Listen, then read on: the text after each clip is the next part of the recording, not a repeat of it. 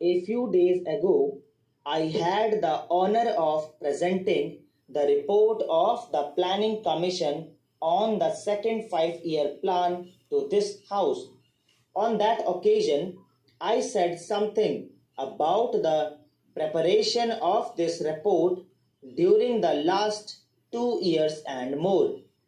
The report is a fairly formidable volume to look at, but perhaps if all the papers that were prepared in connection with this report during the last 2 years were piled together, they would be something in the nature of 100 times this volume. That, of course, does not mean that the quality of the work must necessarily be high, but I mention this fact merely to indicate to the House how much labor had gone, how much discussion had taken place before this report reached its more or less final stage. In a subject like planning, I do not know what honorable members of this House think, but to me, who is no expert but who has been connected with thinking and discussion about planning for the last many years, I found my own mind expanding and always fresh avenues coming into view, and there is no end to the process. And when I present this report to this House, I would call it in no sense a final report, but a report of the work done thus far. The work continues like the whole question of planning continues, like indeed the vast and varied activity of the nation continues. The book deals in the ultimate analysis is not with some theory but also with the activities of hundreds of millions of people in this country, and that is a tremendous theme to think about, and it is a difficult thing, and it has so many uncertainties about it because fortunately human beings are not made after the same model. Each human being is an individual who thinks, who acts somewhat differently from others. We have not, like an engineer, to measure the amount of steel or the amount of cement or something else that goes towards the making of a bridge or some other building. One can weigh and say exactly what the tensions and the strength are. Human beings being different, we cannot lay down any hard and fast rule about it that 100 or 1,000 human beings will produce this or that result, and therefore this uncertain and fascinating factor comes in, which makes human beings more important than other things in this world. But that makes planning also difficult with a large number of uncertainties about it.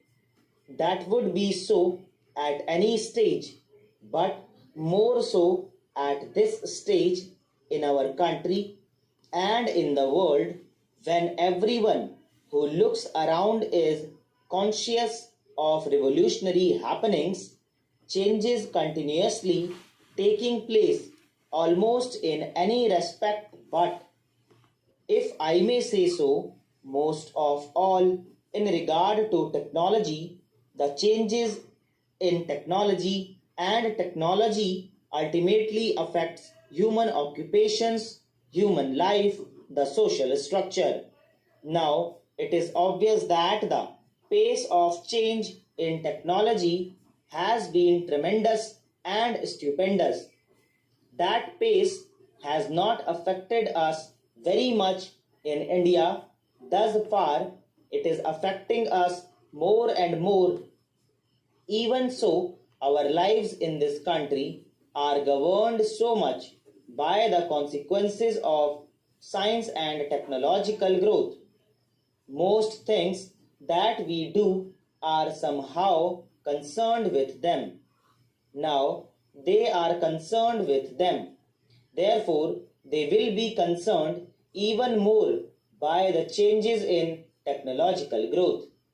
Everybody knows how these changes in technological growth are advancing and affecting, if I may say so, the science of war.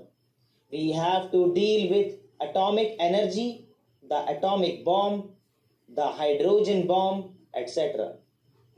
One does not realize that even in peaceful evocations, the changes are progressively almost as big. They do not create such a bang as that atom bomb does, but in effect, the coming of atomic energy is likely to produce enormous changes. That is, it will bring in all kinds of new supplies of power, which will make a great difference to any problem that we face. But apart from atomic energy, the other changes in technology are very great, and they are continuous in affecting anything that we need.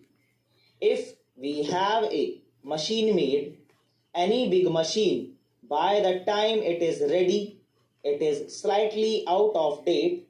Something has taken place which is a little more advanced, a little more effective. Because of this, anything that we may plan is likely to be obviously affected by these changes and other matters long before the period of the plan is over. That is one major uncertainty. Then, of course, there are the uncertainties about our own sources, about the capacity of the human beings in this country as to whether we can devote our energies to this great and mighty task or fritter them away in arguing or in disputing or in quarreling about smaller things in this country. There is presumably a certain maximum quantum of national energy available. It may grow. Now, how much of that can we devote to this task of implementing a plan?